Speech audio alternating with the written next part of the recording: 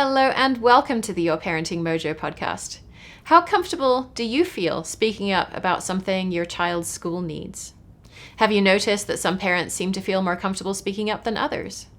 Have you ever noticed that sometimes rules and policies in school don't seem to be applied evenly to all students, while squeaky wheels who raise issues that concern them and their children tend to get addressed?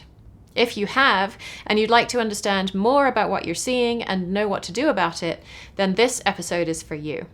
Today I'm here with two very special guests, Cassie Gardener Manjikian, who is a long-time listener of the podcast, as well as a coach and consultant who supports leaders focused on social change to achieve their goals. We also have Allyson Criner Brown, an award-winning equity practitioner, trainer, and scholar who has worked at the intersections of pre-K to 12 education, family and community engagement, environmental justice, and local government.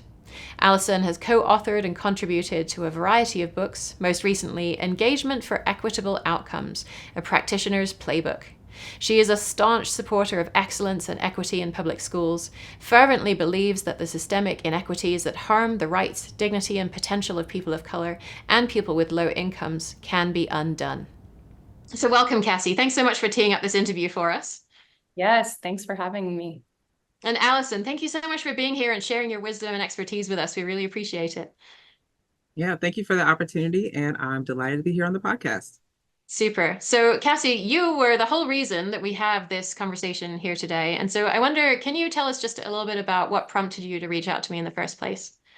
Yeah, thank you, Jen. And I'm so grateful to collaborate with you on this episode. I've been listening to this podcast since the summer of 2020 when I was seeking more anti-racist parenting resources for my three little boys, who at the time were 3 and under, while dealing with postpartum anxiety. And it was a lot, especially during the pandemic. And your podcast has really supported me and my confidence as a mom on multiple levels. And thank you, Allyson, for all your work supporting parents, communities, and educators on this critical issue. To introduce myself, I identify as a white privileged mom of 3 boys, now ages 7, 5, and 5. And I live in Pasadena, California, which has one of the densest concentrations of private schools in the US due to a history of segregation. And there's a strong narrative here against public schools. And I've tried to counter that by sending my kids to public schools and volunteering a few hours a month at my kids' school. And the more I've engaged in the school, I've learned that schools are a microcosm of society. And we're at this moment of cultural and political division where not everyone's on the same page about what's best for schools. Jen, I really reached out to you on Facebook a few months ago out of frustration with the system, wanting to know how to be a better advocate as a parent in a public school setting. And our district is wonderfully diverse. Our local school is relatively privileged, affluent, and white. And I've learned there are just so many challenges around education equity.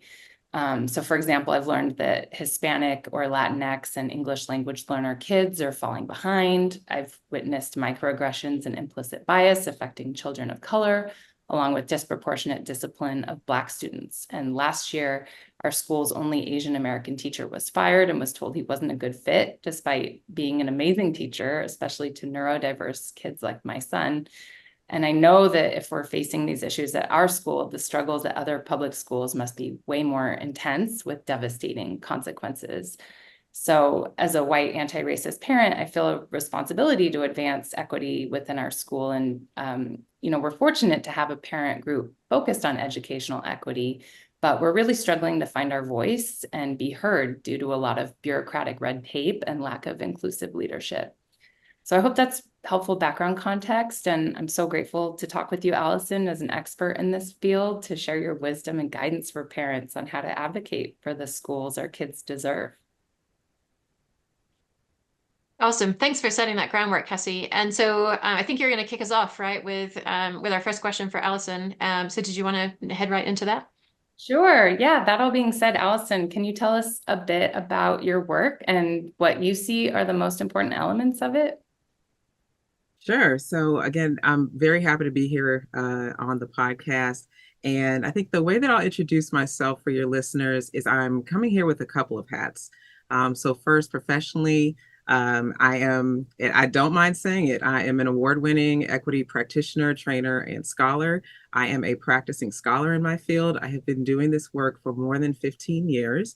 I currently actually direct racial equity training for local government, and I've done this work in both the school space directly, leading a nationally recognized family engagement project, the Telling Stories Project of Teaching for Change, which really approached family engagement through an approach that was informed by racial justice, community organizing, popular education, and the top research in family engagement. So one of the ways I describe the work that I did for many years with people is I spent more than 10 years in and out of the parent centers, at drop-off, in teachers' classrooms, and coaching principals. I coached DCPS and public charter school principals in Washington, D.C. for more than 10 years before transitioning into local government and leading equity work there. And in addition to that, I am a parent of 2 young kids. This fall, I will have a first grader and a fifth grader in DC public schools. So I come to this from a variety of hats, both personal and professional. And I draw on both of those to do this work, even thinking about my own upbringing, because one thing that we don't realize often is how much our own upbringing informs how we show up at school, both, just in terms of the many different ways that parents are supporting their children in schools on a day-to-day basis, but even in, how we feel about things like advocacy, speaking up, and being able to notice what's going on in our schools in terms of, how are different groups truly benefiting from and being included in the school community. So it's a pleasure to be here, and go ahead and ask me your first question again. Yeah, thank you so much, Allyson. It's incredible to hear about your background and all the hats you're bringing. Yeah, would love, you talked about parent advocacy, and I know that's a big focus, is working for equitable outcomes in schools. And just curious, what do those terms mean to you? Sure. So one of the first things, let's start with equity. So one of the ways that I explain equity to people, especially people who say, well, shouldn't we be working towards equality? Why are we working towards equity? And so I always tell people equality is one of the highest values and ideals that we have in this country and in our society. However, equity or equality is really about treating everyone the same. And there can be value in that. But when you talk about giving the same resources, the same treatment, the same supports, that does not serve everyone well, not even equally, but doesn't serve everyone well. And so equality is really about sort of that input side and that process side of just treating everyone the same, regardless of, where or how they are positioned in the school or in society. Equity, as I explain it, is really our path to get to more equal and just outcomes. So equity is about fairness, it is about need, and it's about the steps that we need to take to actually get to equal outcomes.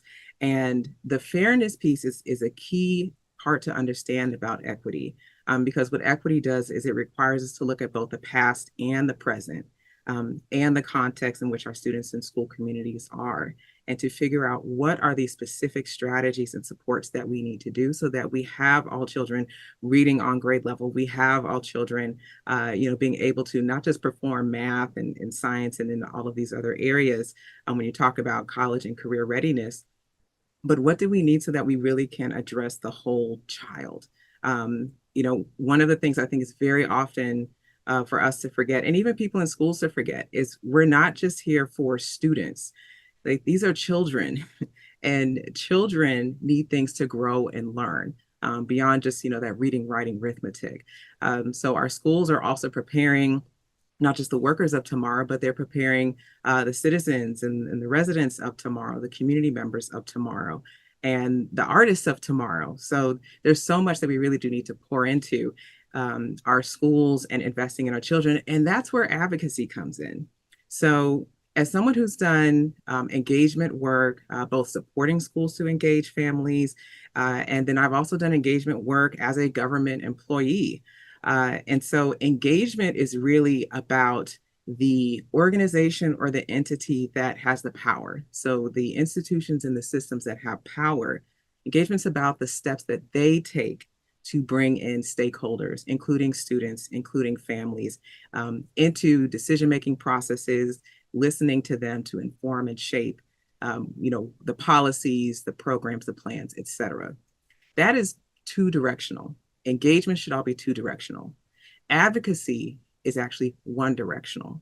Advocacy is the people who are supposed to be benefiting from these institution systems and policies often coming together and working together to voice and to push for those policies, programs, and plans to be done in ways that will benefit them. So advocacy is really about us as parents, caregivers, community members, speaking up and pushing for the schools that our children deserve. Ooh. There's a lot to unpack in all of that, and I think we're gonna spend the rest of our time together basically unpacking what you just said. And so, Allyson, I'm wondering if we can sort of go back to basics a little bit, because I can imagine, particularly because I know that a large majority of my audience identifies as white, and may have experienced school in certain ways when they were kids, and so now they kind of have this idea that, well, kind of showing up for my child's school means volunteering in the classroom, means going on field trips, right? Maybe joining the PTA. And so I'm wondering, can you start by laying some groundwork on what are other ways that children's parents may support them and their learning that may be less visible than some of the ways that we might be accustomed to seeing that support happen? Yeah, sure. And for your audience members who are listening and not able to see our recording, so I do identify as a Black woman. I'm heterosexual. And I would say growing up, I grew up in the upper middle class. I think here, especially in DC, the way rents and housing keeps going up, I count myself in the middle class. And I have a disability. So I'm very used to looking at things from sort of different cross sections and intersections. And that very much lends itself to the work that I do. So to the question of how are parents supporting their children in schools and what are some of the roles that they can play? So what you listed, PTA, sign up for the bake sale, those come to back to school night, those, and even read with your kids for 15 minutes. If I had to summarize, what are sort of the usual ways that, schools communicate they are expecting parents to engage or to participate, that's usually it. And the role that parents play in their children's education, school learning and otherwise, goes so far beyond that. So the saying that parents are their children's first teachers is absolutely true. By the time children get to preschool and then on to kindergarten, those first 5 years of life are so tremendous in how children's brains are shaping, and sets a really, really strong foundation.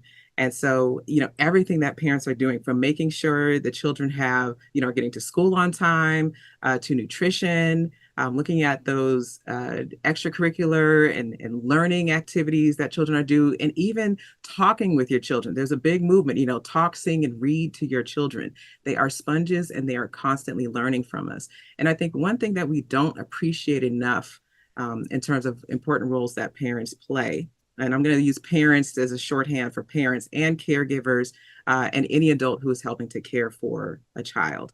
But we have a lot of parents who, quite frankly, making the rent payments, working those jobs to make sure that rent is paid, that, kids have their clothes and that hair is done, all the things that we do to build up kids' self-esteem. Those are all really important to how children show up in school and how children learn and see themselves, and even develop their own sense of identity and sense of agency. So there's so much that we don't see that is happening, that parents are doing. And I will go ahead and say myself as I am not one of the parents who is dropping off often, before the bell. So, but my kids are there every single day. We're checking the backpack and we're checking the homework as much as we can, but we play a lot with our kids. My oldest is very, very competitive. So we're playing a lot of games at home and learning, about sportsmanship and how do you channel that energy. And just as we get to know our children, that is actually an important form of knowledge. Lived knowledge and experiential knowledge is an important form of knowledge, whether it's about your children, about your neighborhood, about the school community. all of those are important and resources that schools can tap into. Wow. Thank you so much, Allyson. I mean, this is so amazing. You listing out all of the ways that parents can contribute to their children's education. It reminds me kind of the mental load parents are holding of all the things for our kids. And just, I think it's so important that we appreciate all of those steps it takes to drop our kids off at school on time and ensure they're getting the most out of their education. So thank you for listing all that. I recognize I'm extremely privileged to be able to volunteer in my kids' school. And as you mentioned, that's not the case for all parents due to so many underlying systemic factors kind of underneath that iceberg, and, breaking down those factors we'll go into. And curious, in your experience, what are some of the reasons why some parents might not seem to be involved in their children's education? Yeah, so I really appreciate your framing of that question of, what might be the reason, that it might seem that some parents may not be involved in their children's education. And quite frankly, it really depends on what the school is actually seeing. So again, it laid out those sort of cookie cutter expectations that are often placed upon parents by schools. And when those expectations aren't visibly met, then oftentimes, particularly when it comes to Black and Brown parents and caregivers, we may not realize it. Those who've been educators, we may say that we're not, but oftentimes Black and Brown parents are being looked down upon if they are not checking those sort of traditional boxes. But one of the things that is really important to note is that parents and caregivers are coming from a wide variety of experiences with school and their understanding of school. And also, one of the messages I'm constantly driving home with people is this is not a question of do parents care? This is a question of capacity.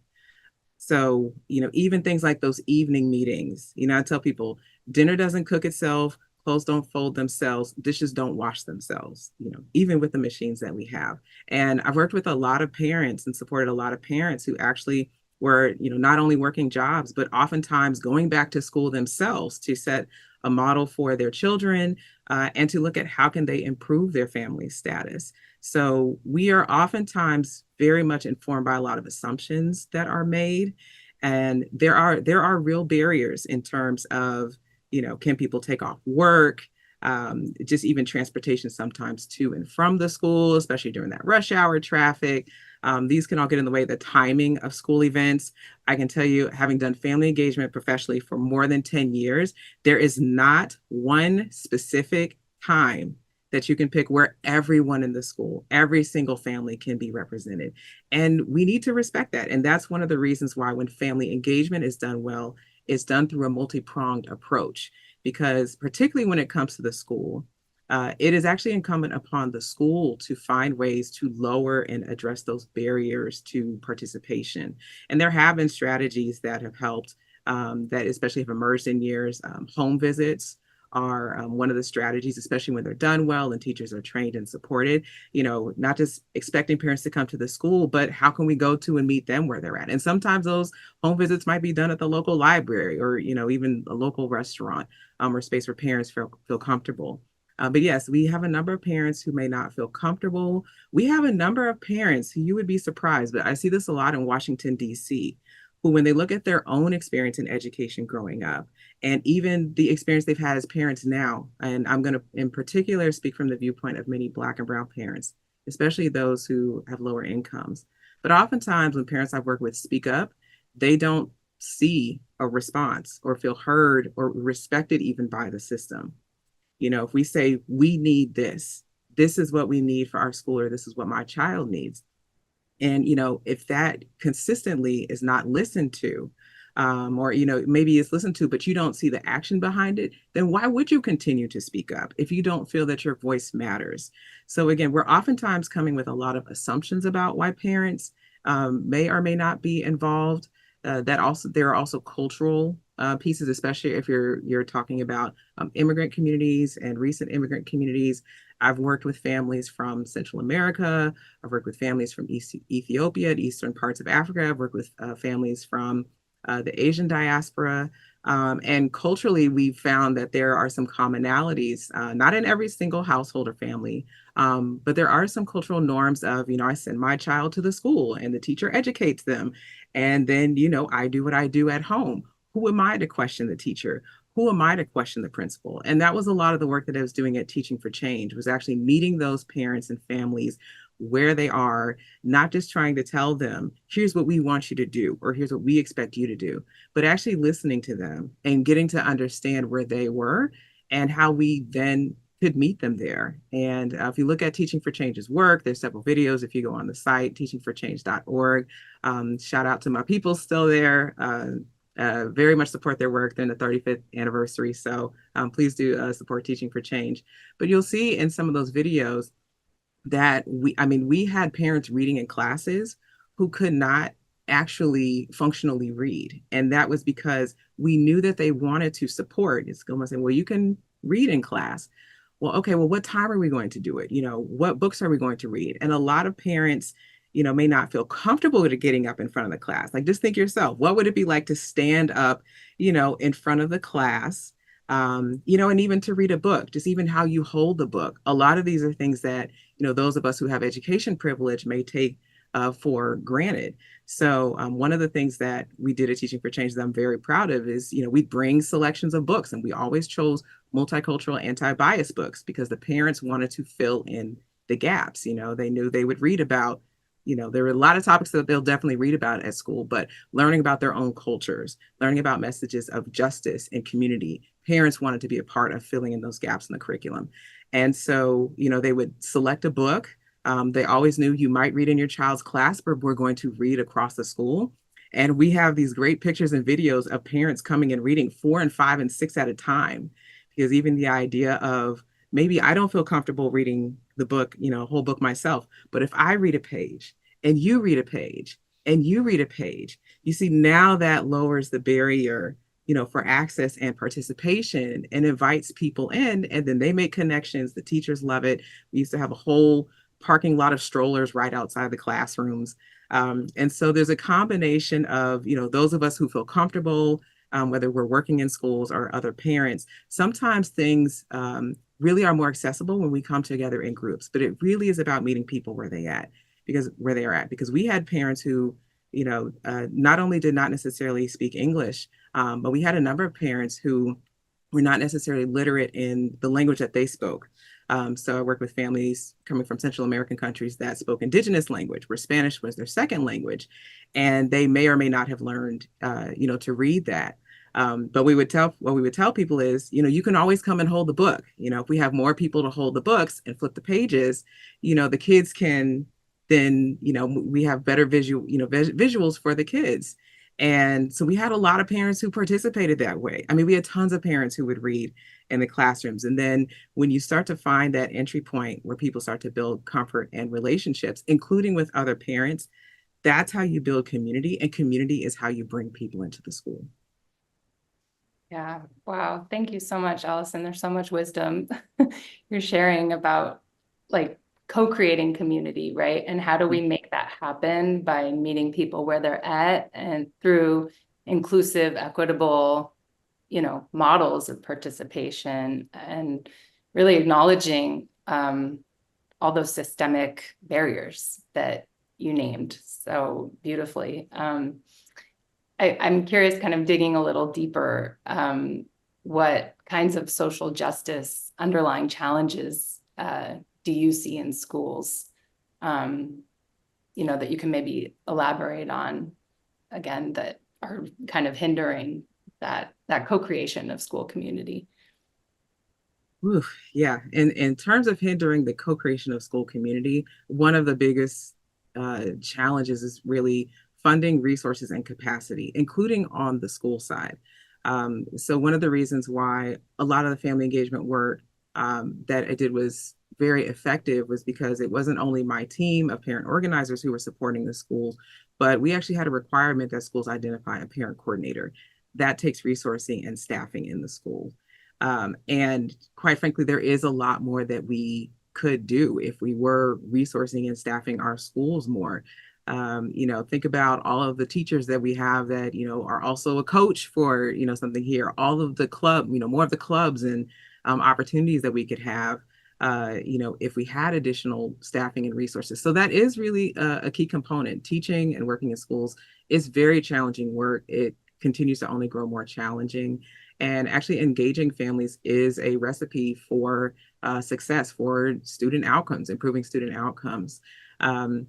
But I think when it comes to the barriers to advocacy, a lot of it is, people, and particularly parents and caregivers, just don't know what they don't know. So a lot of people don't know how the school really works and functions as a system. They don't necessarily know. There are things that you can ask for, you can push for, that your school should be receiving. We should not be running out of toilet paper in, November and April of every year. The things that you see in school that could be improved for your children, there are specific people and positions that you can advocate to. But DC is a really, really good example of just the entire education system is very convoluted. We have, so many different offices, and people just aren't really sure which office does what, who do I go to, how to get things done. And again, that's even if they feel comfortable, just even approaching and speaking up. But I can tell you a lot of the things that I've learned and a lot of the advocacy efforts that I've been involved in, and that's ranged from, why have all of these other school buildings been renovated and modernized, and our school has not been touched since it was founded in 1971. I've been a part of advocacy efforts to get librarians, sometimes even security guards, more field trips to get more slots in aftercare. And a lot of that starts by people asking questions. The after school one started because, did you get into aftercare? Did you get into aftercare? And then parents, as they started speaking to each other, this is the power of community, started realizing that there was a larger issue that wasn't just impacting them individually. So, some of the barriers that we have to just even creating community, I will say if PTA and PTO meetings are done very well, then they are creating community. But unfortunately, that doesn't always happen. That's not inherently baked into the model. So a combination of information, community, so that way people don't feel isolated and they feel comfortable. And then when you don't know where to go or how to get a question answered, you have folks, and there's a role for everyone to play. We can talk about this more, but there's a role for everyone to play as we start to ask and figure out, well, what would it take to get more aftercare spots? Sometimes that starts with a teacher. I can't tell you how many advocacy efforts start with the teacher or staff member that parents actually feel comfortable speaking to.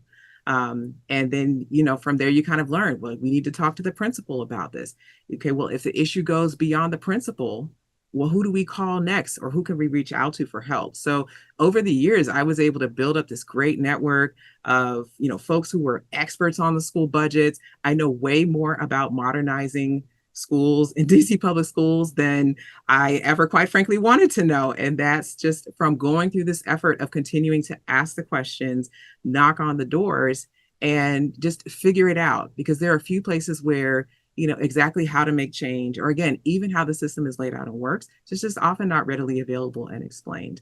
So what people don't see when they do see these big advocacy efforts, you don't realize all of the work it takes of just coming together, working together, asking questions, sharing information, being curious, and just continuing to push.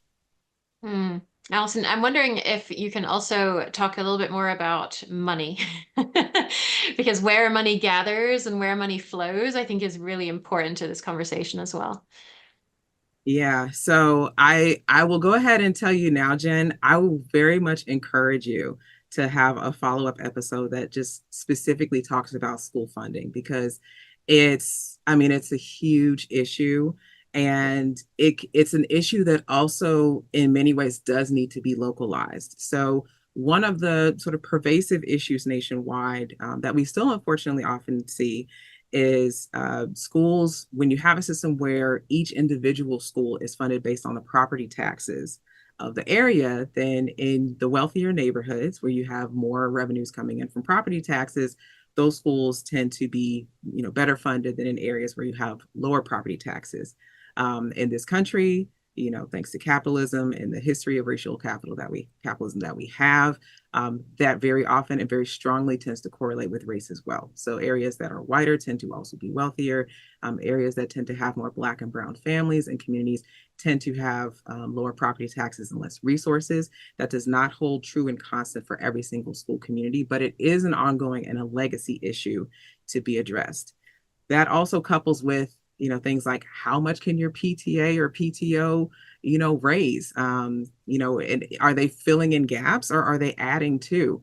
Again, Washington, D.C. is a really interesting example that in many ways replicates the norms, but is different structurally. So in DC, for the DC public school system, schools are not funded individually based on the property taxes of the neighborhoods around them.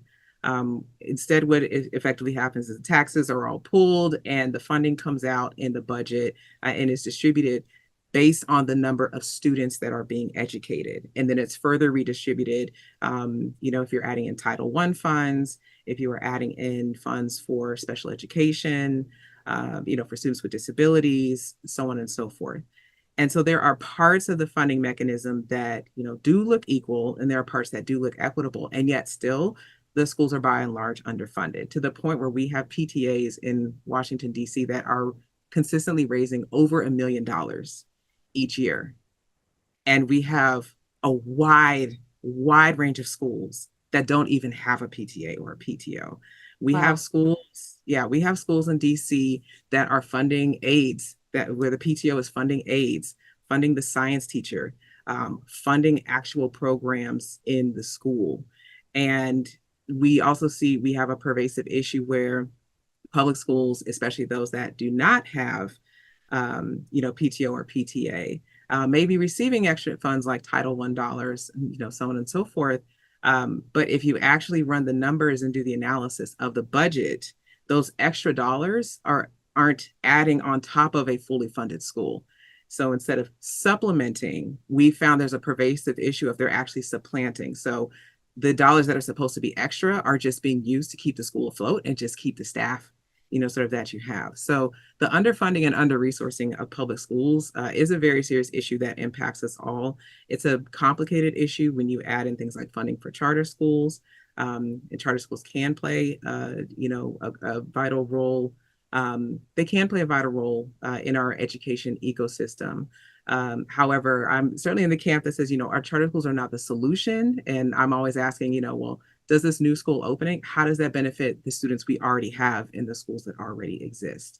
If you bring vouchers into the conversation, that is, we're talking about spreading the dollars even more. That's a conversation in and of itself. But these are very real and relevant issues that impact, are we fully staffed this year? Does every grade get to go on a field trip? I love my kids' school, but the field trips that they get are largely through summer camp. So, and one of the, I need to say this because one of the drums that I've also been consistently beating that I see now is sort of the canary in the coal mine, or really just sort of like a marker of the resourcing of your school is, could your school put on a school play next year?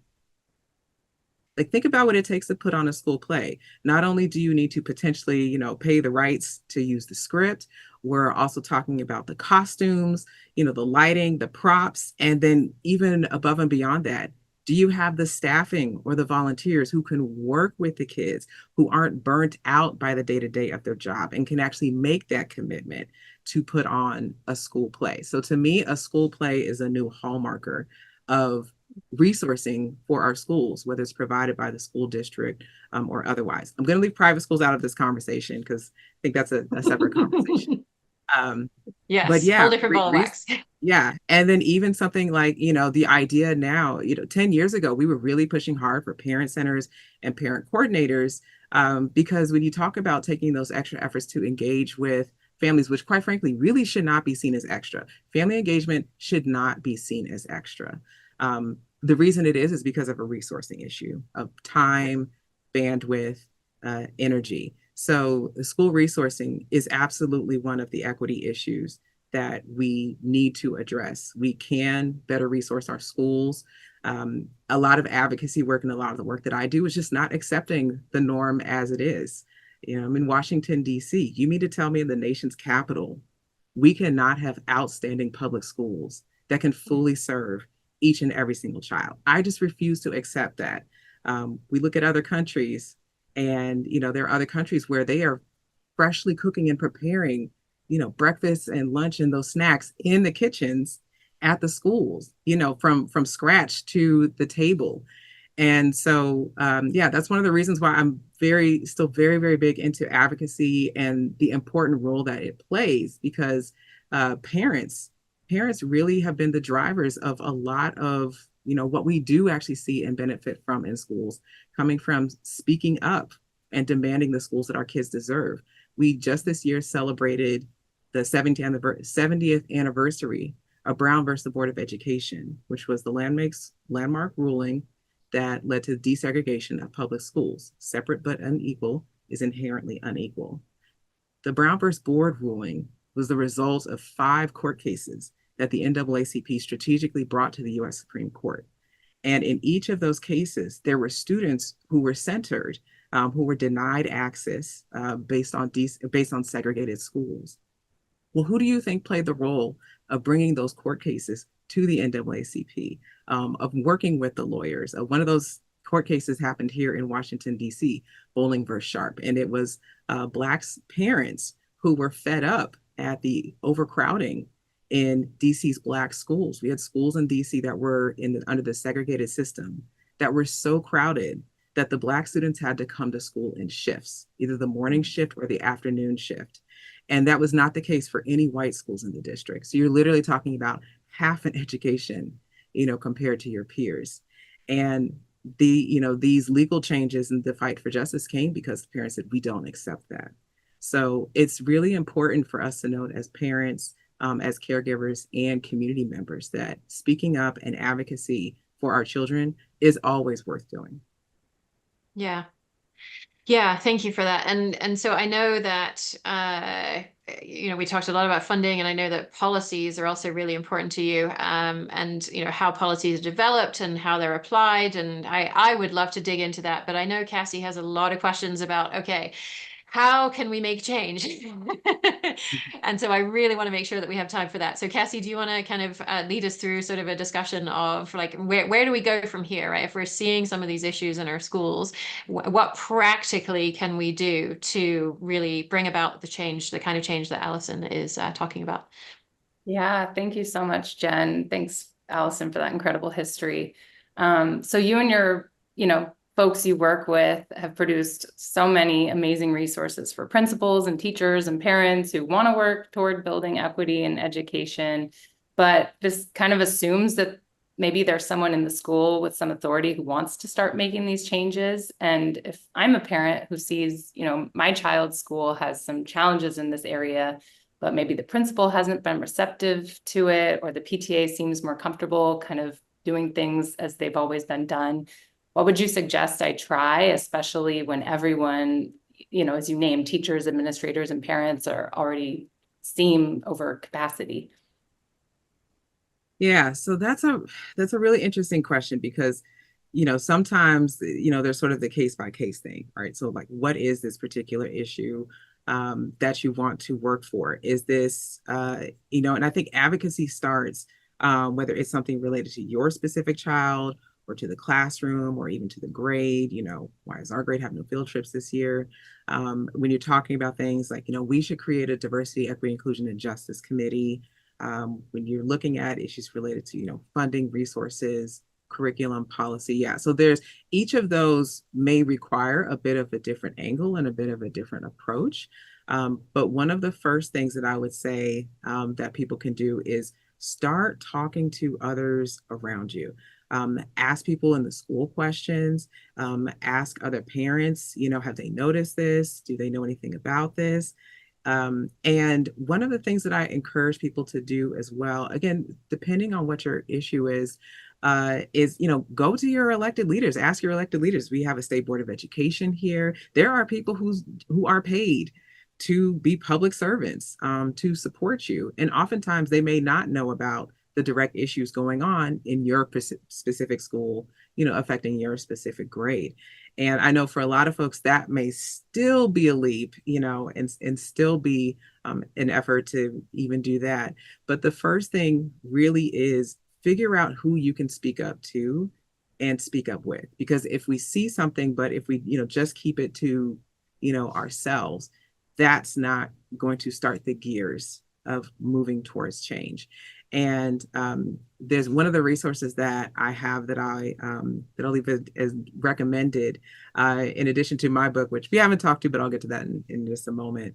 But there's a book, and I have it here, so I want to make sure I get the title correct, by Deepa Iyer, and it's called Social Change Now, A Guide for Reflection and Connection. And one of the things that I appreciate about this book is she introduces what she calls the social change ecosystem framework. And really, the idea is that there is a role that everyone can play. So, she says some people are guides in the work that they do. They can help figure out and navigate, well, what are the different parts of the system? What office, handles this matter? There are other people who are, disruptors, who are willing to, challenge the principal or, write that email. I tell people we do need email warriors. That is something that you can absolutely harness for good. There are some folks who are visionaries who, really they have a vision for, well, here's what we could do and here's what it could look like. There are so many different roles. Connectors is one as well. Are you someone who is very comfortable, talking to other people, talking to other parents? Do you know how to break the ice? So one of the key, sort of lessons to take from this is I encourage people to lean into their strengths and lean into the areas in which they are most comfortable. And as you start to do that, and especially when you can make connections with others, then you start to be able to leverage strengths. All right. And that again that's how we build community, and we have more power when we are in community. So if you see an issue, oftentimes we may want to jump straight to, sort of resolving the issue, or what do we do? Ask questions, make connections with others, because then you might find out something like, oh, well, did you know the principal does a meeting once a month? Or I actually serve for my children's school. In DC Public Schools, we have a body that's called the LSAT, Local School Advisory Team. And that is actually, it's required of every school. It's made up of the principal, teachers, parents, and there's a spot for community member. And that's a place where you can advocate. So depending on your school system, just the context of where you are, a lot of really good organizing work is just first learning the landscape with which you are in. But again, one step that everyone can always take, and it might surprise you, this is my first recommendation, is just start by making connections, asking questions, getting more information. Because as you get more information and make those connections, then sort of the impossible starts to become the possible.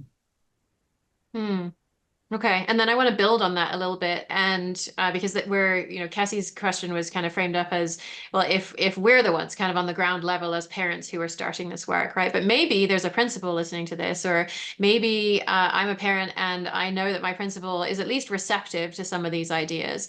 I'm wondering, can you tell us about some tools that could take us to the next level? And I'm thinking of some of the things that you help to produce in your work for Teaching for Change. Can you tell us about how some of those can help us to advance our dialogue and our practice on that? Yeah. So when it comes to schools and administrators in particular, there's a whole field of family engagement and how to do family engagement well. And, sometimes things that I've seen parents do is they help connect principals and schools to some of these resources. So again, I'll do shameless plug for Teaching for Change. There's several guys there. There's a whole manual on how to do monthly parent principal chats. Including sample agendas. We really try to make it easy for people and share the lessons that we've learned. There's a publication that you'll see, Between Families and Schools, which I continue to be tremendously proud of, that offers some really key ways to challenge our assumptions. Because one of the reasons why administrators and people working in schools sometimes are maybe hard to move, is because they don't realize they are actually being held back by their assumptions. about parents and schools and students, and families, and even what could be possible and what could be done. But then I will be very honest. This is where I have to put both my parent hat on and my community organizer hat on. If you are running into that kind of tension, if you are, seeing that kind of pushback, I have been a part of efforts of parents who came together and said, this school leadership does not represent the best interest of our children, and have directly challenged that. Because at the end of the day, particularly speaking about public schools are there to serve the public. The teachers, administrators, and staff, all the way up through central office, they are public servants. And I say that professionally as a public servant myself. If we are not adequately serving our schools and school communities, then we need to be doing a better job. And one of the ways that we can learn and have to accept that is by actually listening to the people who know these schools best, the people who are there, the students, the families, the teachers, because we're the ones who can tell you what's really going on. We can tell you that there has been no sub. We haven't been able to get subs for a long time. And so now the instructional coach is, serving as, a step in for one of the teachers who's, out for, leave for a different kind of reason. We're the ones who have eyes and ears on, the aides are being spread too thin, or we don't have enough aides right now. So there is a natural push and pull. Our schools are democratic institutions, and they require democratic action. And I'm going to particularly talk about that lowercase d democratic, of the active involvement of the people. And democracy is not just at the polls, it is in your schools on a day-to-day basis. We will improve and transform our schools and the systems that serve them by us speaking up. And I'm going to pause there, but that actually does connect directly to research that supports that as well, not just for education, but I'm a co-author of a book called Engagement for Equitable Outcomes, a Practitioner's Playbook. And we actually lay out there, and I'm happy to, kind of just briefly walk through some examples of why this advocacy approach is actually connected to the research and how we get to more equitable and improved outcomes. Yeah, did you want to share a little of that with us? Yeah, sure. So again, the book, shameless plug, is Engagement for Equitable Outcomes. And I co-authored this book with two professors former professors from our graduate program. So I have a bachelor's degree in U.S. history, and I also have a master's degree in public administration. So that's a degree for folks who are particularly interested in nonprofit, government at all levels. And so we teamed up on this book that really started by asking the question of saying, we know we have these pervasive inequalities and inequities, specifically speaking about the United States, but in our society. And in particular, they largely break down along racial lines. When you look at health outcomes, education outcomes, income, you look across all these major systems. So we have these pervasive inequities, but education is a great example. We can say, well, we also have programs that have been shown to be strong and promising interventions. We have programs that can help close some of these gaps. So if we have the problems and we have some potential solutions, well, why haven't we solved the problems? And so it really starts looking at, what are the challenges in us being able to replicate successful programs, and then also to be able to scale successful programs up. And so we lay out the research for why there are challenges, but ultimately, I think kind of the in a kernel or in a nutshell that I'll provide is, even when we have something promising, we need to use our data to inform our decision making. But the data and this program structure and design itself doesn't actually speak to and for the people and the context in which you're bringing it. So for us to actually be successful, you need the policymakers, you need the data crunchers. We do need to be looking at our school and other data. But the framework that we lay out is that it's data and engagement for equitable outcomes. So the people who are intended to benefit the most, whether it's students, whether it's families, whether it's teachers, whether it's other community members, they need to be involved at every stage and step, including even defining what is the problem or the issue that we want to solve. Because people working in government or at the school level or policymakers are often coming to these conversations with, their own or our own particular framing. And there are interests behind that. Sometimes it's, well, we need to get this done before the end of the year. That's not necessarily the same priorities that families and students and school communities have. So the programs that were able to replicate and were able to scale for success, it was because they did it with the people and with the communities that were supposed to benefit, because then they could shape and say, well, they did this here, but here's how it would work better here. Even something in schools and the work that, Teaching for Change, we had signature activities that we would bring into a school. We had one where parents would read in the class. We had a model for doing monthly parent principal meetings. We had another program that was or another model for how to do grade level parent meetings. If you've heard of academic parent teacher team meetings, we had our own version of that. We call them grade level dialogues. But even when we would go into a new school, we'd first have to figure out, sort of what are the strengths of this school? How do parents and students and families and even the teachers and staff themselves see the school community? And then sort of like, what's the place for us to start? So we never came and imposed any of our programs or approaches on schools.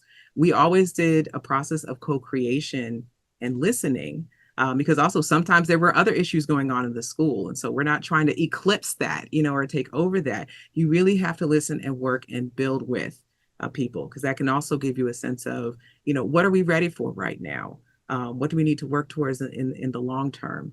And, again, if I'm coming in well-meaning, well, what do I need to know about what else is going on in the school community, who I can build with, and how to do that?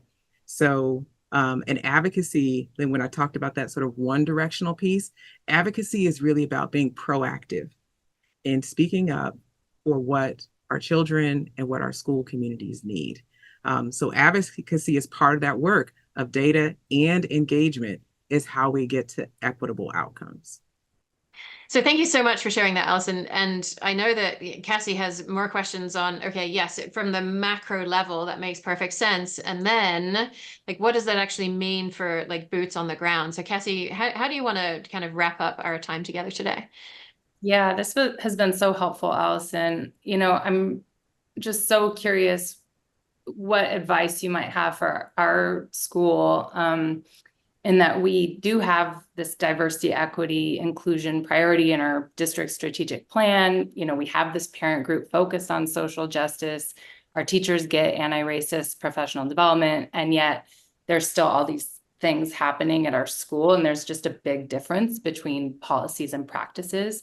So I'm really curious, what advice you might have for parents who are eager to support schools and invest their time and resources in helping them to kind of implement these policies and kind of be more accountable. Yeah. So when the policies are there and when the practice isn't, honestly, that is an ongoing and widespread issue that I think a lot of people are consistently working towards. And that honestly will probably be I think one of the main things that I would pull out. So when I think about, there is a lot written in policy, but especially at the school level, we do see continued inequities. So one thing I can say, and I have more of an appreciation for this of working in government now, there are some things that will take time. It took 400 years to get us to this point today. And for the bulk of that history, our systems and structures were literally rooted in white supremacy. And so it would be remiss of me to not bring that into some of the framing of, if we don't see instant results, well, we didn't get here in an instant either. So it is going to take some rolling up the sleeves and being consistent and pressing forward. I would also say be strategic. One of the best ways to make change in your school is to really figure out and hone in on what is something that we can do that really is going to be actionable and that we can do for the school. Sometimes you might want to break it down. What can we do for the school? What can we do with the school? Especially as you have these coordinated efforts. Sometimes parents in those committees can be very useful in, being the researchers themselves and what are some of these top practices or, who can we bring in or, bringing in lessons from, sort of different books and other efforts. But you really do want to draw on the strengths of your school community and lift up those inequities and where we are falling short. Because one thing that also happens at the school level and even in policymaking, we may come up with a solution and say, okay, well, this is the strategy that we're going to do. And we try it once.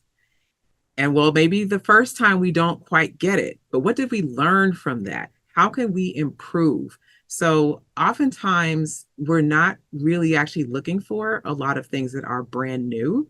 A lot of times it's actually really being strategic and how do we leverage what we know and what we have and how do we grow and improve. But things like bias, stereotypes, structural racism, these are all built into our public school systems, unfortunately. So I also, want to encourage people, if you don't, again, get the instant results that you're hoping for, you do need to keep pressing, keep being strategic. There have been some times where I've seen, you kind of walk down one path and you figure out maybe we're not fully equipped to do this, but figure out, what we are equipped to do. And there's so much potential that we really do have for our schools. That's one of the frustrations that I have about us not, fully resourcing our schools. There is so much potential there for us to unpack. But I'm constantly reminded that, to get to, even what we have today, took a lot of constant and consistent work and pushing and pressure. Even I was having a conversation with someone, or it's come up in the news really, where we're talking about, we should provide all kids, with lunch. We should make school lunch debt a thing of the past.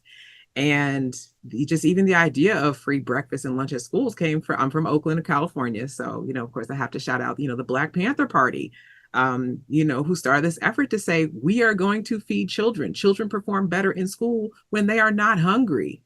So it just, even that idea and figuring out how to implement that. And, the fact that now that is actually policy, like free breakfast and lunch, for, Title I schools, schools who are, and for families with lower incomes. So there's a part of this where we have to push community organizers. If veteran community organizers will tell you, you don't win every battle, but we have to learn. And so what you tried this year, you may see some successes, you may see some results. There's an important part of equity and engagement work that always involves reflection. And, you can't, to be honest, you can't always look to, people like me or even other experts for the answers. The answers are within the community. The answers are within your specific context. Sort of your school. And those of us who do equity and community engagement work, to be frank, we're in this for the long haul. It's like anti-racism work. It is a commitment that you make, you strategize, you try things, you learn. And that's quite frankly what's behind a lot of the secret sauce of our success. So, one thing I hope that, your listeners and audience take away from this is, quite frankly, you have to start somewhere. Start somewhere and keep taking those next steps, because success does not come overnight. To transform systems requires real work. And there are things that we can do individually, and that there are things that we can do that we are much stronger when we are working together. But at the end of the day, when I think about what my children deserve and what I believe that children, across my city and across this country deserve, even though I haven't figured it all out, that's what pushes me to keep going. And that, quite frankly, is how we're going to get there. It reminds me of that proverb about planting a tree under whose shade you do not expect to sit. And I could imagine that the people who brought those lawsuits that were ultimately resolved in Brown v. Board of Education, maybe their kids were graduated by the time that was actually resolved, right? And we get to bear the fruits of their labor. And so we are kind of we're planting more seeds today that we may never sit under the shade that we are trying to plant. And yet somebody else's child will sit under that shade in the future, and they will be able to plant more seeds because of it. So, and it's not always in the distant future. In Washington, D.C., we were able to push. It took some years of advocacy, but we were able to get our council and then the mayor to pass a law that now requires for every school to have a librarian. The media specialist position that used to come up in testimonies each year for schools, we shouldn't be choosing that we have to cut our librarian. And so even some of our immediate advocacy efforts, like I said, when you across schools, when we start listening and you realize that this issue is not just an issue for me alone. And then when you started hearing from across all of our different wards in Washington, D.C., that this was a pervasive issue, we actually were able to get the policy change. And as someone who sits on the LSAT and reviews the school's budget each year when the funding comes out, I'm so glad the librarian is a protected position that we don't have to fight for. And that, again, illustrates there is always possibility. And so we just can't resign ourselves to the status quo. We can, and it really is, quite frankly, up to us to push for it, because the systems are not designed to transform themselves. That's not what systems are designed to do. They are designed to execute. So we are the ones who actually are best positioned to push and to transform the systems. And again, we can do that in ways as individuals, but we are always stronger together. And as you have the capacity, to learn, to contribute, I encourage people to do that. Yeah. And so we always try to leave listeners with some practices that they can try based on kind of where they are in their journey, right? There are some people who are going to be super, super new to this work, just understanding it for the first time through this conversation today. There are going to be other people who are much further along on this journey, have been working on it for a while. And so we think about these at the levels of, right, I'm curious, I'm just learning about it, I'm learning more about it, I'm ready for growth, I'm ready for change, right? And so I to me, hear the curious loud and clear. Talk to other parents. Talk to parents in your community and see what issues they're facing. So I'm curious if you agree on that. And then are there sort of this mid-level and this, I've been practicing for a while, sort of growth level that you would advise parents to actions to take for parents? Yeah. So there's the talking to other people is kind of like that icebreaker, that first step. And that also includes getting to know folks in the school, because when you start to actually build relationships with principals, with teachers, that's one of the ways that, I certainly find out about, what's going on in school as you build that trust, because ultimately, we want the kids to, we want kids to have what they need. For those who I would say are at that sort of, mid-level, have some knowledge, have some comfort, some familiarity, I would offer, I think, sort of two strands. One is, well, actually maybe three strands. Okay. So one is go from the asking questions to really start building connections in community outside your comfort zone. Okay. So it's very easy for us to talk to parents who look like us, families that seem like us. But this isn't just about doing advocacy for people. This is really about acting in solidarity. So if you feel comfortable, start making it, just even talking to people, again, parents that you maybe don't usually talk to. You would really be surprised. How powerful that can end up being. I would also encourage people to learn more about the systems and the structure and the ecosystem in which you're in.